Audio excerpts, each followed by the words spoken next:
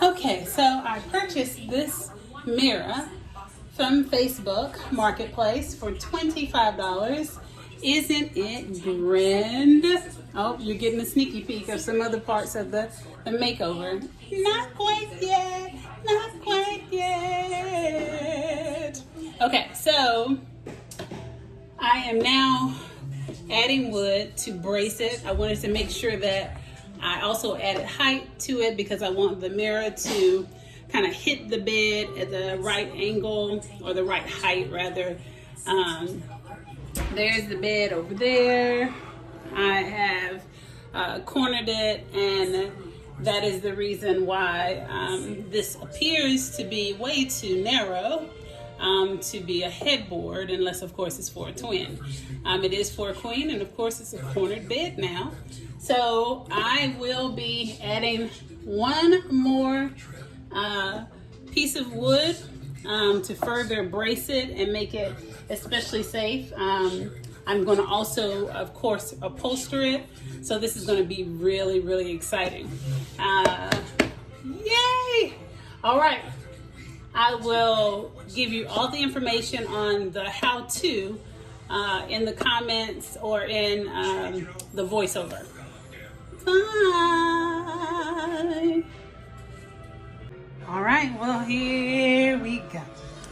Here we go.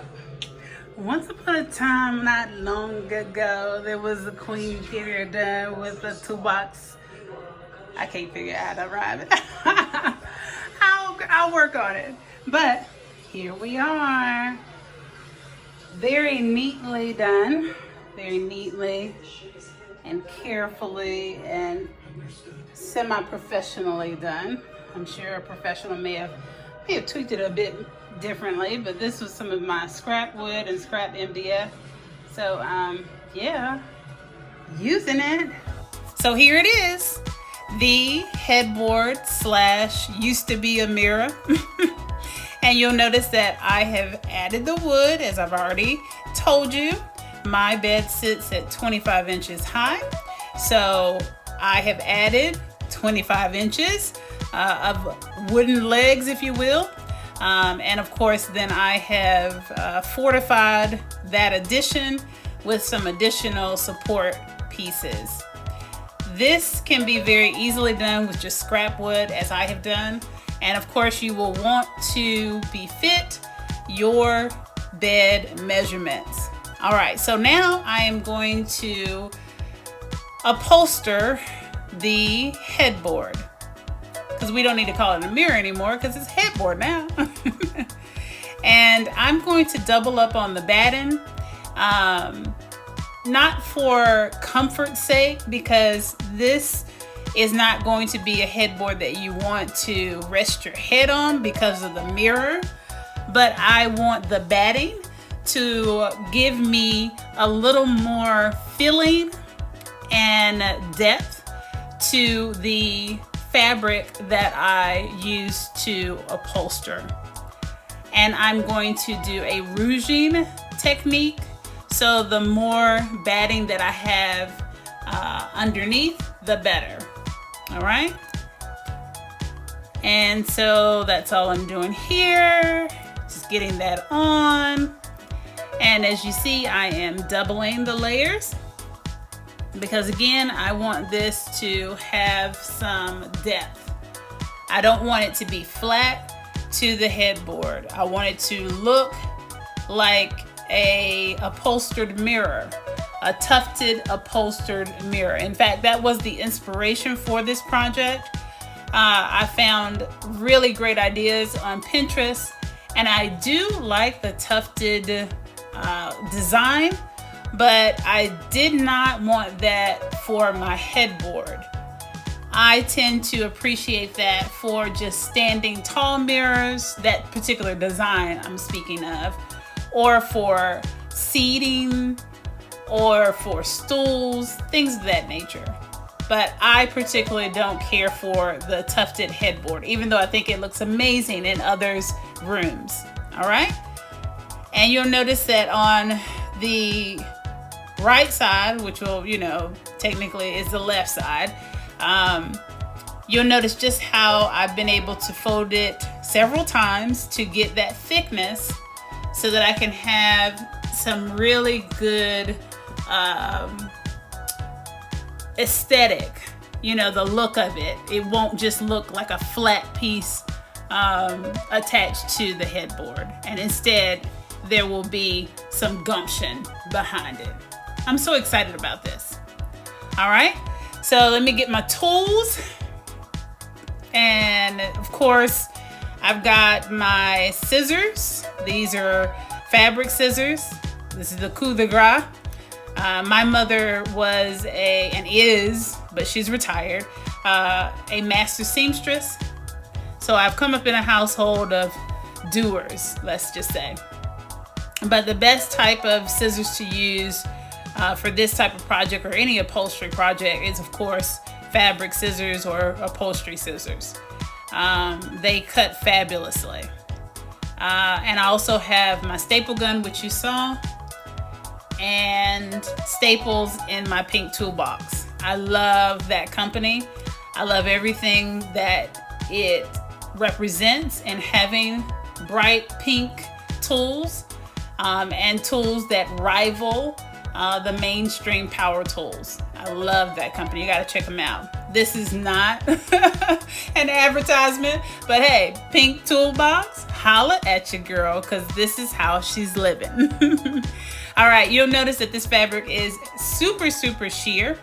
And I wanted it for that reason, because I didn't want anything hot either near my head or on my bed at all.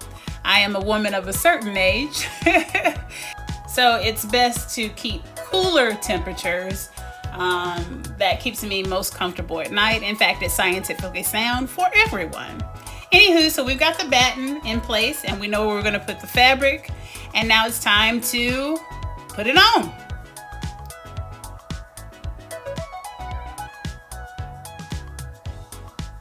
You'll notice that I am first securing the batting toward the inner part of the mirror, and then I will secure the fabric and the batting towards the outer part of the mirror together. Now, if you've not ever used a staple gun, I am actually going to show you how to use a staple gun and how to refill a staple gun. So the staple gun, you're going to usually refill from the back. And the staples are very similar to what we already know and use for our office supply stapler. You're going to place the staples in with the points facing down. And the staples are very similar to the staples for your office supply stapler, except they are more substantial and usually thicker. You'll take the press and you'll install it in the same way with the points facing down. You'll push in, and then you will push down on the lever or the spring, and there's a little hook that will catch, and you'll push it underneath it, and it will catch to secure and hold the staples in place. Easy does it. And you will use the staple gun again with the same functionality as you would use with your stapler, except you are not putting your material in between the staple mouth or on the stage, if you will, and instead your stage will be underneath always, much like you would use with a nail gun. You do want to also apply a bit of pressure when pressing the nail gun trigger, but you don't have to apply any excessive force. Yes, excessive force is foul in every aspect of life. And yes, Black Lives Matter. So let's speed this up. Here we go. And you'll notice that I am just going to very carefully and very intentionally staple the fabric on the inside, the inner part of the frame, so that you don't see any part of the frame around the mirror when I'm done. I want it completely covered in this beautiful purple, rich lotus power, chakra, amazing energy, soft, velvety fabric. And of course, I'm layering a bit because, like I told you, I want it to have depth. I don't want it just to be a flatly upholstered headboard. I want it to look full. And so I'm using the ruching method that I mentioned earlier. And I really don't want it to look perfect, yet I want it to look perfectly chaotic. So just, just perfect imperfection. This, so it looks done, but not overdone. And I think that's very important in design. Perfection is sometimes overrated. And I say sometimes very assertively because I told you before, I love the finer things in life. Okay, let's speed this up again. You'll notice that I am still taking great care to staple the fabric very closely to the inner part of the frame. I don't want any of that frame to be seen at all when I'm done. And then we're going to turn this beautifully emerging headboard over, and we're going to staple the fabric down on the underside. Now keep in mind, for the ruching technique to really work well, you don't want to staple it tightly on the other side. So what do I mean? Of course you want to secure it, but you don't want to pull the fabric tightly onto the other side, because then you will lose the ruching effect altogether and you will have it look flat, and that's the look that we are not trying to achieve for this particular project. So I would say allow about 2 inches or more of extra fabric before you staple it down as you go around the headboard, so that you have extra fabric loosely on the front side when it's time to ruche and staple down and secure that kind of wavy look. You want the fabric to look like it's in motion. I am so excited. You can't really tell from this video because we were working on the entire room this day. This redesign project has taken, I would say, the greater part of the pandemic period. But it has been greatly rewarding, and it has definitely done very well toward helping to keep my mind focused and positive energy flowing through the house. Even though there have been moments, I've had my crazy moments, but it definitely has helped me to redirect negative energy into something positive. And the result is amazing. I'm very, very happy with my home redesign. And I sincerely hope that you will subscribe and like this video and share with your friends and family and even your enemies. All right? All right, so this is definitely going to take a lot of staples. However, here's the beauty of thrift magic. Oftentimes DIY projects can be done on a dime, and you can find the staple gun at Walmart or Target or your local hardware shop for under $10 generally, a really good one. And you can find staples equally as inexpensive, boxes upwards to 100 of staples included are like maybe $5, $6, something like that. So, you know, this is definitely a really good budget project. $25 for the mirror. I had scrap wood. You can buy a piece of wood from Lowe's or Home Depot, or maybe, you know, bum some wood off of your friends and family.